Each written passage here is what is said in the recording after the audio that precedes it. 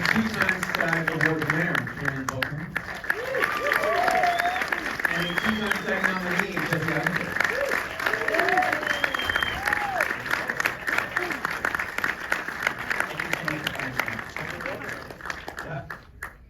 I think it's gonna get brighter. I think it is. But if not, this works. Jesse, the first question, what was your inspiration for this film? Where did it come from? What made you want to make it? Oh, thank you so much. And again, thank you so much for being here. It's quite a treat to get to speak to you. Yeah, this movie came from like 10,000 different strands.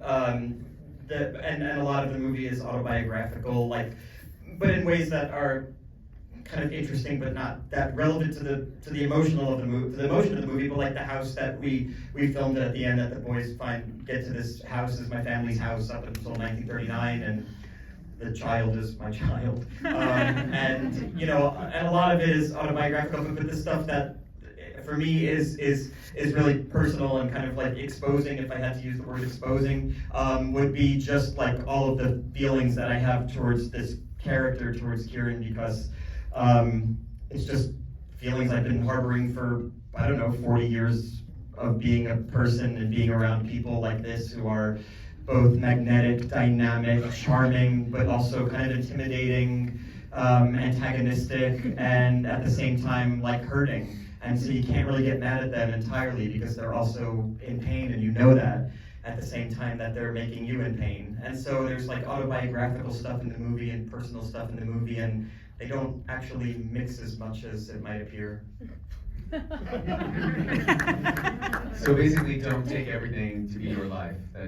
Yeah, just the good stuff. I mean, when I went to Poland, they the Polish prop people were like, "Can we see the antidepressants you take?" And I was like, "Oh yeah, sure. Why?" And they're like, "Well, we have to get sugar pills to make it look like you're antidepressant." And so it's like, so there was like stuff that was so real that they had to like recreate in sugar form. My shame in sugar pill form. Kieran, I wanted to ask you, the script comes your way. What made you want to do the role? What made you want to say yes? The thing you said, the script. That. It was yeah, the end. Next question. Yeah, it was just such an unusual character that I, for some reason, understood right away, and I don't want to analyze it too much because I just don't want to find the similarities. But I found him to be like just so surprising and spontaneous, and I was sort of like, oh, I literally had no questions or notes when I read the script. I was like, I fully understand the guy. I love this whole thing. Let's go in and play. And it just meant like, because it was all there, I just got to go in and be as, I don't know, spontaneous as I think you, at least how I read him, you wrote him to me. Yeah. How I read him, you wrote it. That makes sense. Yeah. We just did a Q&A beforehand for another screening, and you had mentioned that there were photos in the script. Like, yeah. How did that inform you as an actor? So like. Pictures at the end of the script, and I was like, that's weird. Okay, that's gonna statue. I know, I read it. Like I can. No, I put pictures of the trip I took to Poland in 2008 in the back of the script because some of the shots were of the sets, and I just wanted to show a few things that A, it's like a personal movie, and B, this is what some of the sets look like, and wouldn't it be amazing for your back end to film in these places? Because I was sending it out to like financiers, and I kind of wanted to show like, hey, this is kind of the thing. You know, this is like the blueprint of the movie. I think when I was like scrolling and then I finished and there's like a picture, it's like a picture of you in front of the statue, just standing there. I wrote this. Thanks for reading. Oh, that's how it came out. Wow, that's the worst way to take that picture. A creative approach to receiving. That's how I read it. Jennifer, I want to ask you, what about playing Marcia appealed to you? What about her character? I mean, I just wanted to be playing with these guys. I wanted to do anything I could to be in a movie that was so beautiful and so layered and complex and about such important things. And I think that, I don't know, my experience so far has been that everyone I know who's seen it thinks it's a little bit about something different. Mm-hmm. And I love that Rorschach of it. I like that it's raw enough that people can fill in what they need it to be or what it means to them. And I think it's about so much humanity and connection and love and loneliness and lack of connection and searching for meaning and personal pain against the backdrop of historic, horrific atrocities, and that both can be true and to hold those realities. I mean, it's a dream to be in a movie that I can watch the last minute and start crying. And I've seen it already like 4 times, and I, it's not like it's fresh to me. I'm watching it, I'm like, I can't keep the tears in my head. That's just deep. So yeah, why wouldn't I want to do it? Absolutely. One of the things that I love about the film is, in many ways, it's a two-hander with your 2 characters, but it's also an ensemble. And there's a number of scenes where everyone is part of it, and you would have assumed there was a ton of rehearsal time, but in particular, like the dinner scene where David's character sort of like expresses his frustration with Benji. Was there time for rehearsal at all? It's such a, or was it you went to the restaurant, you shot it, and that was? Yeah, no, there was no rehearsal time. I mean, so I'm sure you all know understand what I'm about to say, which is that it was like a 25-day shoot, and as you could have seen from the movie, it's incredibly ambitious for this kind of movie where we're in airports, airplanes, trains, in big cities, in small villages. It means traveling. In 25 days, it means traveling on your only off day, shooting 6-day weeks. And so there was no time for any rehearsal, but it in a way, kind of like, I'm not sure that much what rehearsal would have done, in the sense that like, I got like just the greatest actors in the world. They were there, and everybody understood it. The tone was clear.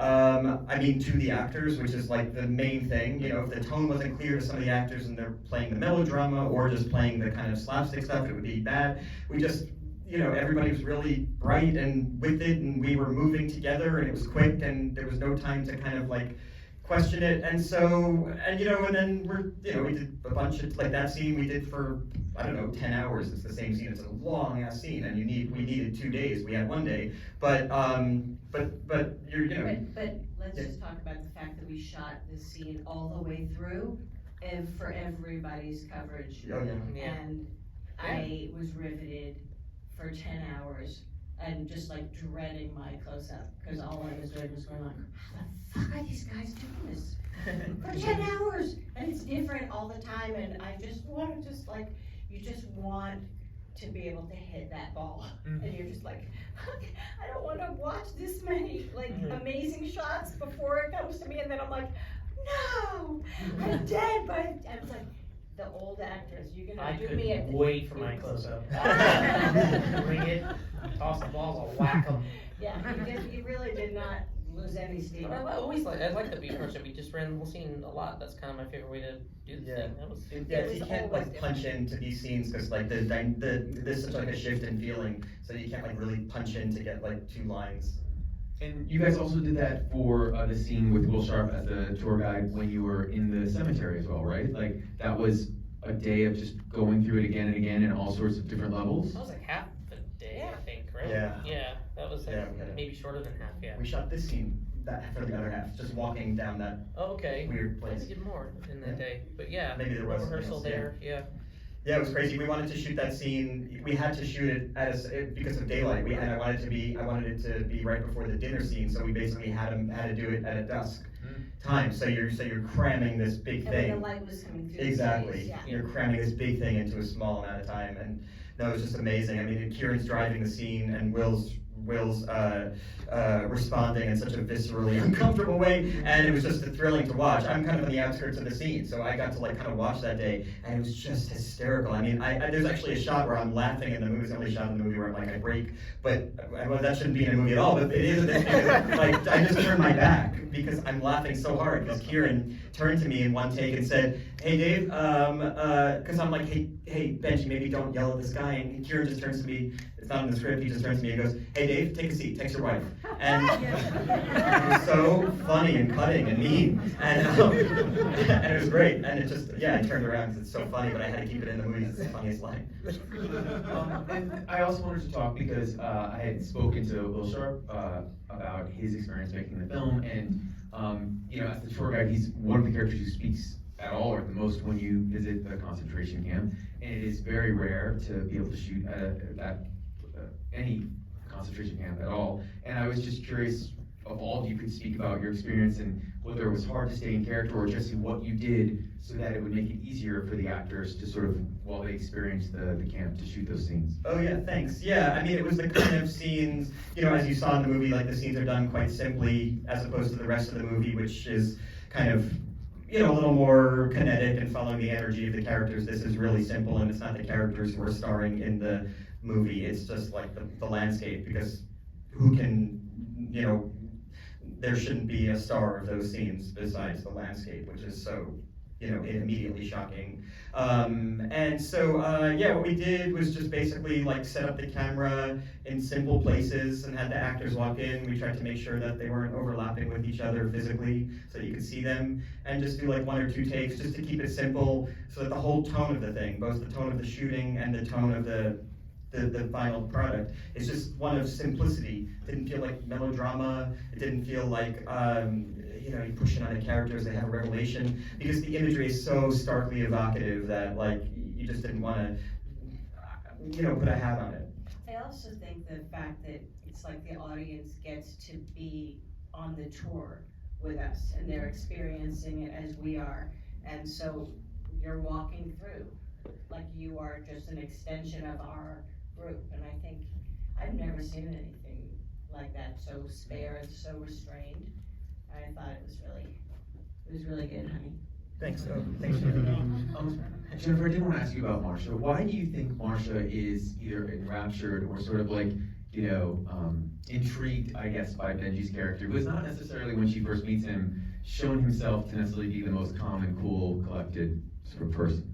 I think that she's so completely just thrilled to be with a real person who is completely authentic and is not trying, it's just no bullshit. And she is so sick of this like superficial life where she feels like she's like sleepwalking. And then all of a sudden this guy's like a wake up call, like, oh yeah, this is real. And this is the truth. She's like, oh Jesus, thank God. And I'm seen, and I'm not a ghost in my life. I'm actually seen. And he sees her, and she sees him, and I think that just like the amount of care that they offer each other, that they're both needing, and that as a mother, like she can feel his pain, and also doesn't want to fix him, but just sees like the beauty of him as a mother would, and also he sees her and she feels seen. And it's necessary, because I think at this point she literally is like, I don't know who I am anymore. And he's like, oh, you're this. And she's like, fucking hell, I'm right here. Yeah. Kieran, I wanted to ask, I know that you said that you didn't want to know anything else about the character beyond the script, but was there any other inspiration for him? Did you see him in anyone else you knew before you played him? Not beforehand, but sort of realized it after the fact. Yeah, I just wanted to go in, and it was there on the page, so it was sort of like, oh, whenever you can do something that's more instinctual instead of, you know, intellectual, having to like think and analyze the character, I was like, I think that's best, so that's what I want to go in and do. I didn't realize that I was, you know, I knew someone like Benji until I was watching the movie, and it was so much so that I was watching his mannerisms and going, oh my god, that's the guy I know. And as I'm having that moment, my wife sitting next to me leans in and said his name to me. So I'm like, okay, I guess I was doing that the whole time. I was channeling him. That was not on purpose, and I hope he never sees the movie. Have a baby reindeer moment. Yeah. On a different topic, let's ask some questions to the audience. We have time for like 2. You, ma'am. How long did it take you to write the script? It's tremendous work. You're so kind to say that, thank you. I wrote a play in 2008, and it was about a character named David who goes to Poland to save his second cousin. Then I wrote a play in 2014 about a guy named Benji who's kind of ruining everybody's life in his orbit. And then I wrote a short story in like 2018 about these 2 guys very similar to these characters who go to Mongolia. And then I was trying to adapt the Mongolia story and it was not going well. And then an ad popped up on my screen for Auschwitz tours with lunch. Literally an ad banner that said Auschwitz tours and then in parentheses with lunch. And I clicked on this bizarre ad and it took me to like essentially a pamphlet of a yuppie tour going through Holocaust sites.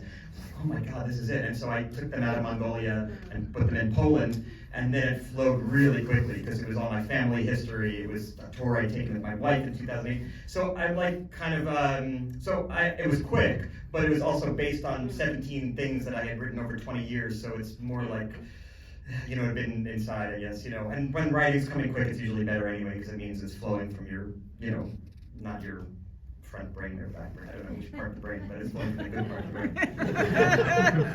We have time for one more. Eunice, right there. I'm also an actor, writer, director, and I'm so curious, especially with those really intense scenes, like the one on the roof, I'm thinking of in particularly where you're crying. How was it for you directing yourself and also giving yourself time and space and being able to live in that dynamic and not think about the schedule and everything? What's that like for you? Oh, you're so kind to say that. Thank you so much. And I guess, yeah, she was asking about like the scene on the roof, like, or being in like an emotional scene while also being on the set and like managing the set or whatever. And yeah, I